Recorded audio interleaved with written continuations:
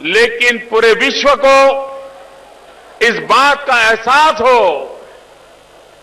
कि गुरु गोविंद सिंह महाराज 350 साल वर्ष पूर्व एक ऐसा दिव्यात्मा का जन्म हुआ जिसने मानवता को कितनी बड़ी प्रेरणा दी, ये विश्व को भी परिचय हो, उस दिशा में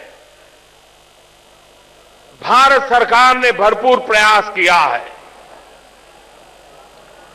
मैं श्रीमान नीतीश जी को, सरकार को, उनके सभी साथियों को और बिहार की जनता को विशेष रूप से अभिनंदन देता हूं, क्योंकि पटना साहिब में ये प्रकाश पर्व एक विशेष अहमियत रखता है। हिंदुस्तान की एकता, अखंडितता, भाईचारा,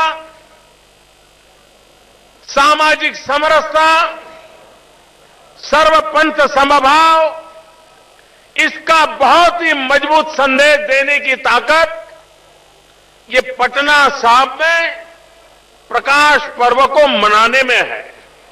और इसलिए नीतीश जी ने जिस मेहनत के साथ, स्वयं मुझे बताया जाता था कि स्वयं गांधी मैदान आकर के हर चीज की बारीकी से चिंता करके इतने बड़े भव्य समारोह की योजना की है। कार्यक्रम का स्थल भले पटना साहिब में हो, लेकिन प्रेरणा पूरे हिंदुस्तान को है, प्रेरणा पूरे विश्व को है। और इसलिए ये प्रकाश पर्व हमें भी मानवता के लिए किस रास्ते पर चलना है, हमारे संस्कार क्या है, हमारे मूल्य क्या है, हम मानव जात को क्या दे सकते हैं, इसके लिए एक पुनः स्मरण करके नए उमंग, उत्साह और ऊर्जा के साथ आगे बढ़ने का यह अवसर है। गुरु गोविंद सिंह जी महाराज ये त्याग की प्रतिमूर्ति थे। हम कल्पना कर सकते हैं कि आंखों के सामने अपने पूज्य पिता का बलिदान देखें और अपने ही मौजूदगी में अपने संतानों को भी आदर्शों के लिए, मूल्यों के लिए, मानवता के लिए बलि चढ़ते देखें और उसके बाद भी त्याग की पराकाष्ठा देखें।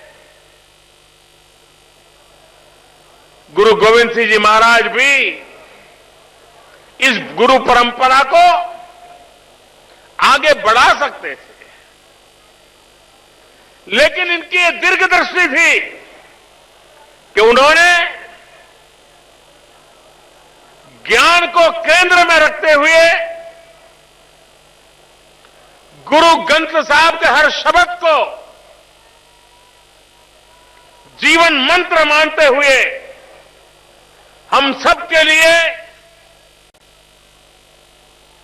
आखिर में यही कहा कि अब गुरु ग्रंथ साहब ही, उसका हर शब्द, उसका हर पन्ना आने वाले युगों तक हमें प्रेरणा देता रहेगा।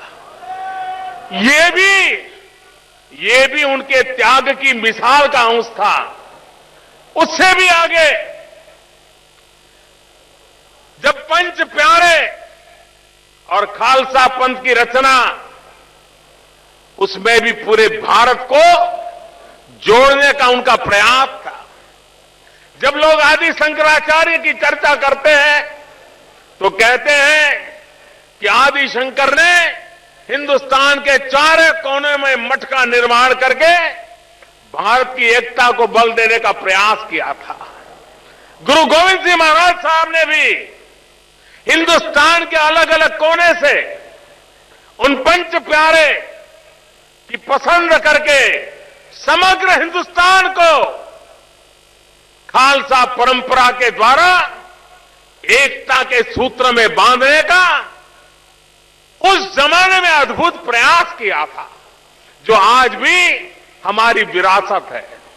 और मैं हमेशा हृदय से अनुभव करता हूं कि मेरा कुछ खून का रिश्ता है, क्योंकि जो पहले पंच प्यारे थे, उन पंच प्यारों को ये नहीं कहा गया था आपको ये मिलेगा, आपको ये पद मिलेगा, आगे आइए।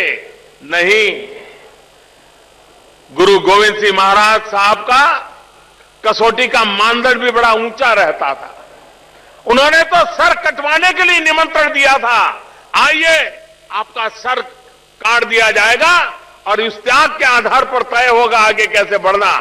और अपना सर देने के लिए देश के अलग अलग कोने से लोग आगे आए।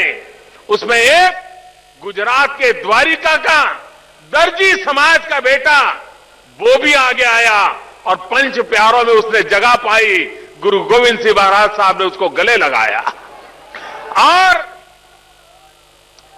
पंच प्यारे खालसा परंपरा निर्माण तो किया था गुरु गोविंद सिंह महाराज साहब ने। वे चाहते उस दिशा में ये परंपरा चल सकती थी, लेकिन ये उनका त्याग, उनकी ऊंचाई थी कि गुरु गोविंद सिंह महाराज साहब ने स्वयं को भी उस बंधनों में बांध दिया और उन्होंने कहा कि ये जो पंच प्यारे हैं, ये जो खालसा परंपरा बनी है, मेरे लिए भी क्या करना न करना, कब करना, कैसे करना, ये जो निर्णय करेंगे मैं उसका पालन करूंगा। मैं समझता हूं कि गुरु गोविंद सिंह जी महाराज साहब का इससे बड़ा त्याग की कल्पना कोई कर नहीं सकता कि जिस व्यवस्था ने खुद को खड़ी की, खुद की प्रेरणा से व्यवस्था खड़ी हुई, लेकिन उस व्यवस्था को उन्होंने अपने सर पे बिठाया और स्वयं को उस व्यवस्था को समर्पित कर दिया। और उस महानता का परिणाम है आज 350 साल का प्रकाश पर्व मनाते हैं। तब दुनिया के किसी भी कोने में जाए, सिख परंपरा से जुड़ा हुआ कोई भी व्यक्ति होगा, वो वहां नतमस्तक होता है, अपने आप को समर्पित करता है।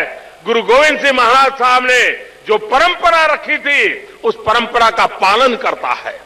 तो ऐसी एक महान प्रेरणा गुरु गोविंद सिंह महाराज साहब को जब याद करते हैं तो कुछ इतिहासकार शौर्य और वीरता के पहलू को ही प्रकट करते हैं, लेकिन उनकी वीरता के साथ उनकी जो धीरता थी, धैर्य था, वो अद्भुत था। वे संघर्ष करते थे, लेकिन त्याग की पराकाष्ठा अभूतपूर्व थी। वे समाज में बुराइयों के खिलाफ लड़ते थे। ऊंच नीच का भाव, जातिवाद का जहर, उसके खिलाफ भी लड़ाई लड़के समाज को एकता के सूत्र में बांधना, सबको समानता, इसमें कोई ऊंच नीच का भेद न हो, उसके लिए जीवन पर्यंत अपनों के बीच भी वो आग्रहपूर्वक बातों को मनवाने में अपना जीवन खपाते रहे थे। समाज सुधारक हो, वीरता की प्रेरणा हो, त्याग और तपस्या की तपोभूमि में अपने आप को तपाने वाला व्यक्तित्व हो, सब गुण संपन्न ऐसा गुरु गोविंद सिंह जी महाराज साहब का जीवन आने वाली पीढ़ियों को प्रेरणा देता रहे। हम भी सर्वपंथ समभाव के साथ समाज का हर वर्ग बराबर है, न कोई ऊंच है, न कोई नीच है, न कोई अपना है, न कोई पराया है। इन महान मंत्रों को लेकर के हम भी देश में सब दूर उन आदर्शों को प्रस्थापित करेंगे। देश की एकता मजबूत बनेगी, देश की ताकत बढ़ेगी, देश प्रगति की नई ऊंचाइयों को प्राप्त करेगा। हमें वीरता भी चाहिए, हमें धीरता भी चाहिए, हमें शौर्य भी चाहिए, हमें पराक्रम भी चाहिए, हमें त्याग और तपस्या भी चाहिए। ये संतुलित समाज व्यवस्था ये गुरु गोविंद सिंह जी महाराज साहब के हर शब्द में, जीवन के हर काम में हमें प्रेरणा देने वाली रही है। और इसलिए आज इस महान पवित्र आत्मा के चरणों में सर झुकाने का सौभाग्य मिला है। आज गुरु गोविंद जी महाराज साहब के उसी स्थान पर आकर के गुरु ग्रंथ साहब को भी नमन करने का सौभाग्य मिला है। मुझे विश्वास है कि हमें प्रेरणा देता रहेगा। यहां नीतीश जी ने एक बहुत महत्वपूर्ण बात को स्पर्श किया।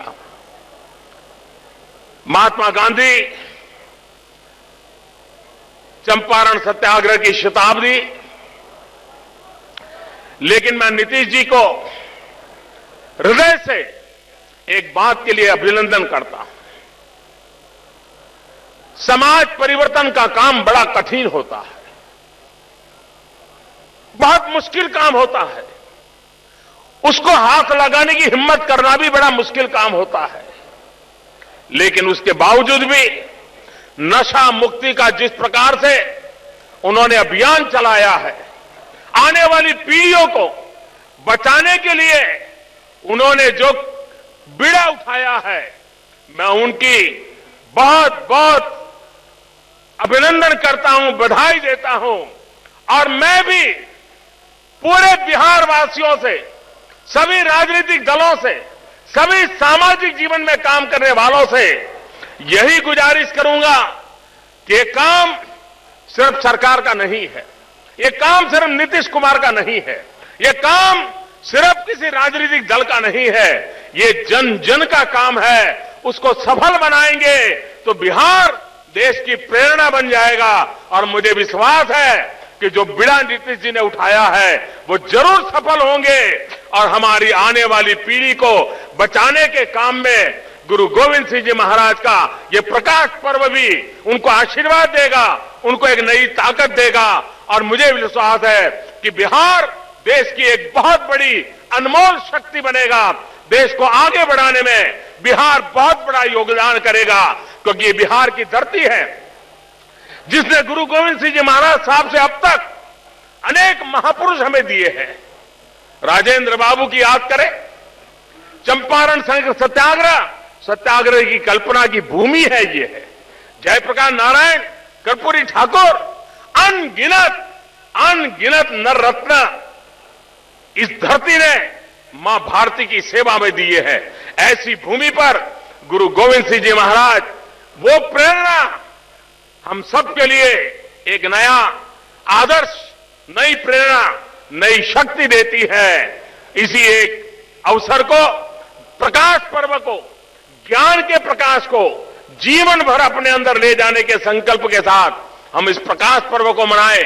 विश्व भर में जो भी भारत सरकार के अलग अलग मिशंस के द्वारा, एम्बेसीज के द्वारा ये प्रकाश पर्व मनाया जा रहा है, मैं विश्व भर में फैले हुए गुरु गोविंद सिंह महाराज साहब का स्मरण करने वाले सभी जनों को अंतःकरण पूर्वक बहुत बहुत शुभकामनाएं देता हूं, बहुत बहुत बधाई देता हूं। भारत सरकार ने इस प्रकाश पर्व को बहुत व्यापक रूप से हिंदुस्तान और हिंदुस्तान के बाहर मनाने की योजना बनाई है, कमेटी बनाई है। 100 करोड़ रुपया उस काम के लिए लगाया है। रेलवे ने अलग से करीब 40 करोड़ रुपया लगा करके स्थायी व्यवस्थाएं इस प्रकाश पर्व के निमित्त खड़ी की है। भारत सरकार के सांस्कृतिक विभाग ने भी करीब 40 करोड़ रुपया लगा करके अनेकविध योजनाओं को साकार करने की दिशा में काम किया है, ताकि ये हमेशा हमेशा आने वाली पीढ़ियों को प्रेरणा देने वाला काम बने। उस दिशा में हम काम कर रहे हैं और आगे भी इस काम को आगे बढ़ाते जाएंगे। मैं फिर एक बार इस अवसर पर, इस पवित्र अवसर पर सहभागी बनने का मुझे सौभाग्य मिला, अपने जीवन को धन्य मानता हूं। आप सबसे प्रणाम करते हुए जो बोले सो निहाल, सत श्री अकाल।